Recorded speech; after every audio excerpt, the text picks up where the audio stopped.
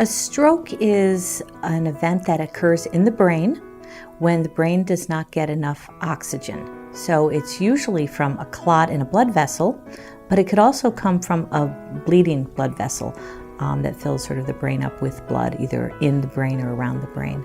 The risk factors for stroke are the same risk factors that are there for cardiac disease, like a heart attack. And those would be high blood pressure. It's probably the most common risk factor for stroke, but also having high cholesterol, diabetes, cigarette smoking, sedentary lifestyle, obesity. And some people also have cardiac risk factors for stroke, such as atrial fibrillation. So it has a whole lot of different ways that it can manifest itself.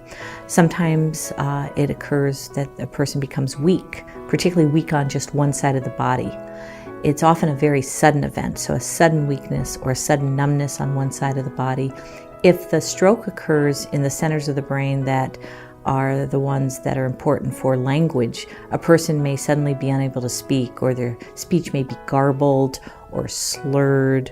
They may have trouble swallowing. Sometimes people will actually have sort of a stroke to the eye where a blood clot will go right directly to one eye, and that's in the same artery that's going up toward the brain. And in those cases, they'll have sudden loss of vision in their eye, and it's oftentimes described as a curtain coming down.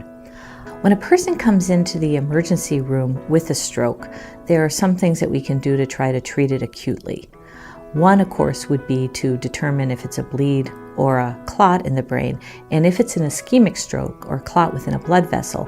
One of the approved treatments, and really right now the only approved treatment by the FDA, is to use a medication called TPA, and that stands for tissue plasminogen activator, and that is a clot busting drug or a thrombolytic drug. So when that is given, and it's given through an IV, that will go sort of directly to the clot and will help break up the blood clot. Other drugs like blood thinners such as warfarin or Coumadin or heparin, which can go through an IV, that medication, they will thin the blood and keep the clot from getting larger, but they won't actually bust the clot. So we really consider stroke an emergency, and the more time we have to get that medication, and the earlier we can get that medication in, the better the chances are that the person will do well after their stroke. Oftentimes, stroke is an emergency. Sometimes people have had symptoms and it's no longer in the acute period and they want to get evaluated. But when a person is having a sudden onset of some neurological symptoms and feel that a stroke is a possible diagnosis, our recommendation and the recommendation of the American Heart Association is that they come to a certified stroke center. These are centers that are certified by the Joint Commission that certifies many of the hospitals, and they have shown that people that come to certified stroke centers get more acute care, medications provided to them, and also have better outcomes.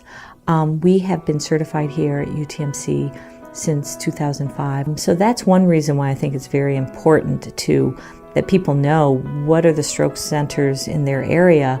So, because the families oftentimes have a very big role in where a person goes.